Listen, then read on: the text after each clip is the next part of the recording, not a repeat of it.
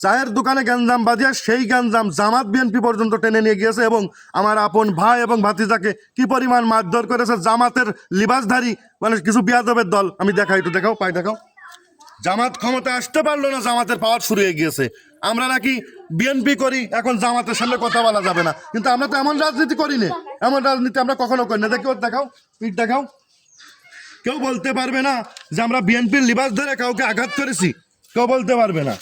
দেখো, এই দেখো অবস্থা দেখো, কেউ বলতে পারবে, কোনো ব্যক্তি বলতে পারবে না যে বিএনপির লিবাস ধরে আমরা কাউকে আঘাত করেছি।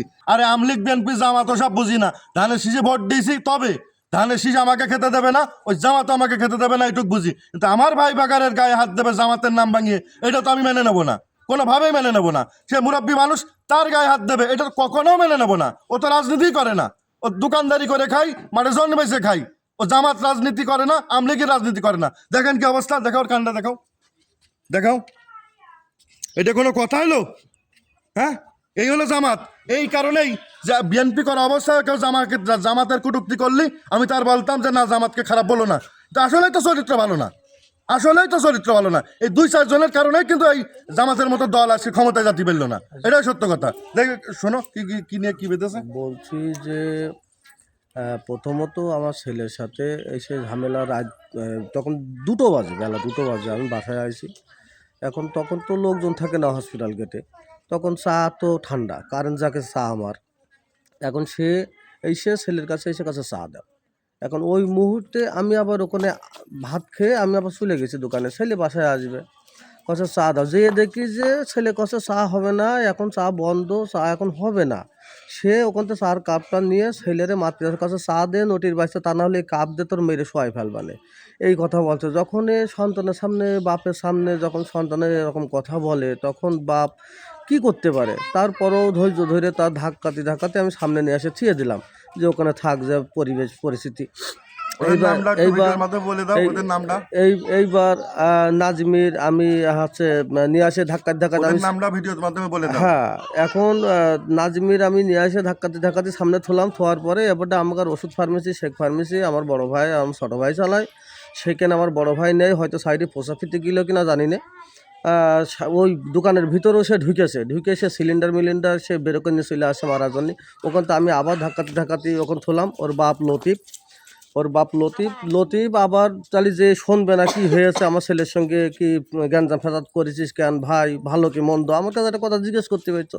ও যে পরে কাছে খানকির বাচ্চা আমার ছেলের গায়ে হাত দিয়েছিস কেন, দিয়ে সে লতিফ আমার সে ধাক্কা ঝুঁকিয়ে মারছে। তখন ও ছেলেকে আর বসে থাকে, তখন ও ছেলেও ধরো মারধর শুরু করে দিয়েছে।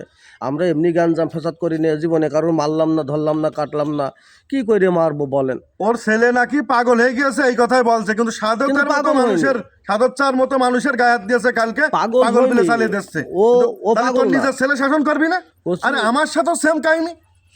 আমার হচ্ছে যে লতিফ ভাই আগে মারতে গিয়েছে, আমার ওর ছেলের সাথে কথা হচ্ছে, আমার এসে মারতে গিয়েছে। শুনবি না তুই কি ঘটনা? ছেলেটা শাসন না করে উছলাই দিচ্ছে কেন? কি কারণে? তাহলে কি ক্ষমতার বড়ার কারণে দিচ্ছে, নাকি এমনি থেকে দিচ্ছে? কেন বাপ তাকে ছেলেকে শাসন করবে, শাসন না করে তার উজলে দিচ্ছে যে তুমি গ্যাঞ্জাম ফেসাদ করো? শুধু এখানে না, সারা ফয়লা গ্রামেই তার ছেলে গ্যাঞ্জাম ফেসাদ সমস্ত জায়গায় করছে, সমস্ত জায়গায় তার ছেলে গ্যাঞ্জাম ফেসাদ করছে। তাই এই যে আজকে আমার সঙ্গে বাঁধছে, কালকে আর একজনের সঙ্গে বাঁধবে, এই করতে করতে তো একজনের মার্ডারও করে ফেলতে পারে। সবাই বলছিল তোমাকে নাকি বলেছে যে তোর বিএনপি ক্ষমতায় না, এখন জামাত ক্ষমতায়। এই কথাটা তো সে বলেছে, সেই ক্ষমতা বলে তো এই কথাটা বলছে। তোর কাছে বলেছে, ওখানকার লোকজন বলছিল, আমি তো উপস্থিত ছিলাম না। হ্যাঁ, এই কথাটা বলেছে। আর ওই জামাতের কথাটা বলেই তো এত হুমকি আসছে। ওর জামাতের নেতা কি বলেছে যে জামাত এইরকম প্রকারের খারাপ না, যে জামাত তাকে উজ্জ্বল দেবে যে তুমি তাকে যে একজন মানুষকে ধরে মারো, তার 5টা কুটো কথা বলো। জামাত কোনোদিন এটা চায় না, জামাত কখনো এই ধরনের ছেলে না। তুমি বুকে হাত দিয়ে ভালো দিন, তুমি ভোট দিলা কিসে? আমরা তো বিএমপি করার লোক, আমরা তো ধানের শীষের লোক। তুমি ধানের শিশির লোক, কিন্তু তুমি আজ পর্যন্ত কোনো জামাতের নামে কটূক্তি যে এখনো করলে না। না, জামাতের নামে আমি দোষ দিতে পারবো না, দোষারোপ করতে পারবো না, যারা জীবনেও না। যারা কিন্তু এক দলকে আরেক দলকে শ্রদ্ধা করে এরাই মার খায়। সে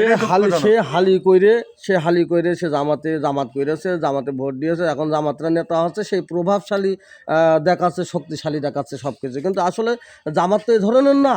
জামাত কি কখনো বলেছে না তুমি জ্ঞান ফাসাদ করো? এর তীব্র নিন্দা এবং প্রতিবাদ জানাই, তাছাড়া কিছু করার নেই। আর যদি পাগল সাজদা করে, ওই পাগলে এমন একটা অঘটন ঘটিয়ে ফেলবে, তখন মানে এর খেসারত দেওয়ার মতো থাকবে না।